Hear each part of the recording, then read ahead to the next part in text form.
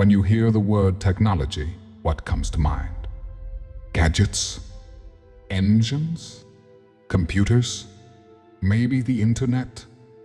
Now, what if I told you those are the easy examples that the real technology is the one you are standing in, breathing with, and thinking through right now?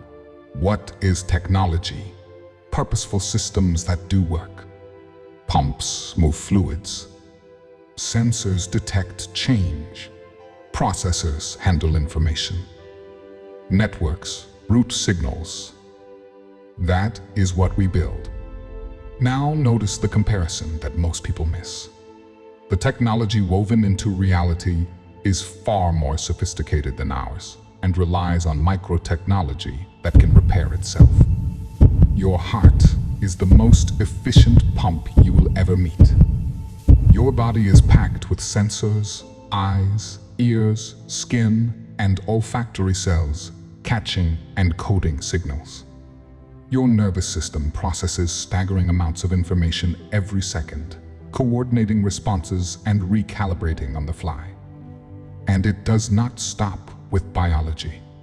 The Earth-Moon system is a tuned pair that stabilizes rotation and tides. The solar system is an ordered network that holds stable paths and timing. These are not accidents. These are specifications built into a cosmic system. Here's the key.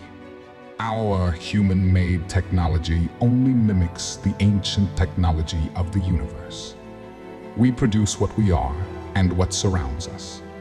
Every breakthrough, whether in mechanics, computing, or quantum theory, is a rediscovery of technology that has been here all along. We are conduits of a blueprint we did not write. Yes, these are analogies, but not empty ones. They differ from Darwin's analogy in a critical way. Darwin looked at the stunning variety of complex systems, from photosynthesis to respiration, opposites in function, and, with no known cause, concluded they must trace back to a single ancestor. He saw how breeders could shape pigeons or dogs, and he imagined that nature could do the same. That's why his idea seemed powerful. But breeding doesn't create new body plans. It doesn't invent eyes, or photosynthesis, or consciousness. It only reshuffles what's already there. Darwin's analogy breaks at the very point it matters most. My analogy doesn't. To say that all fungi, plants, and animals trace back to a single common ancestor. Darwin's analogy is as unfounded as saying every technology descends from a stone arrow. Imagine someone from an isolated place, unfamiliar with technology. They notice buttons on a calculator, a phone, and a tablet. Instead of recognizing a common designer, they conclude these all evolved from a single ancestor. That's the same mistake Darwin made. Wheels are a great way to move things on the ground, so you see them on strollers, skateboards, trucks, and airplanes. Engines are the best way to power machines, so you'll find them in cars, boats, and planes. Shared features don't prove one came from the other. They prove that the same principles work across multiple designs. Even Darwin himself warned that analogy can be deceitful. He knew similarities were not enough to prove transformation. He also admitted that if his theory were true, we should find endless gradations, countless transitional forms blurring the boundaries between species. But what we actually find are abrupt appearances. New body plans arrive fully formed, with no trail of prototypes behind them. And that's only the surface level. At the deeper molecular level, the problem multiplies. The very transitions that should make up a continuous gradient, potentially billions of small genetic and cellular changes, are also absent. The record is silent where it should be overflowing. Because of this, many materialists keep the general public ignorant. leaving them to believe the issue is scientifically settled when in reality, it's far worse than most realize. In fact, some scientists have even admitted the need for a new theory altogether.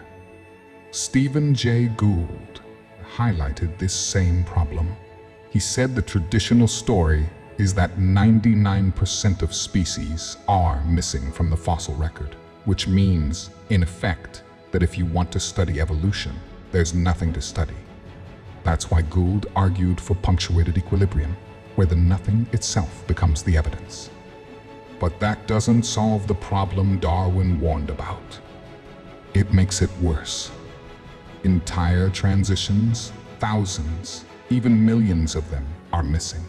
Genetic circuits, protein machines, communication pathways, and feedback loops.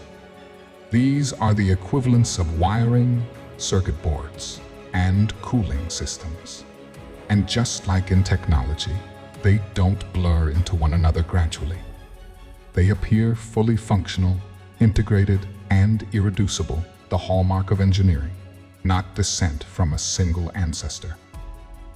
So the real question isn't whether things look similar. The question is whether those similarities make more sense as the result of blind ancestry or as evidence of engineering principles embedded in nature itself. But if you listen to the materialists, they'll tell you there's so much evidence across all these fields, and yet it's the same logic they're using. Across all these fields.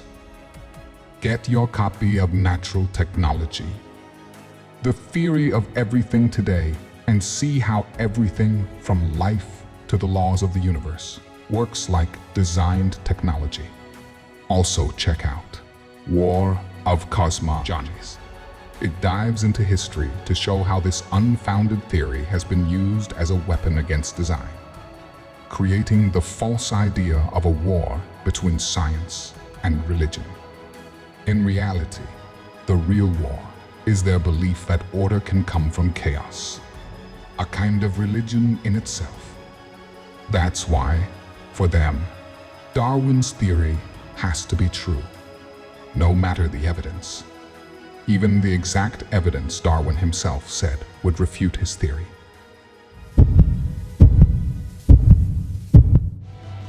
Why then is not every geological formation and every stratum full of such intermediate links?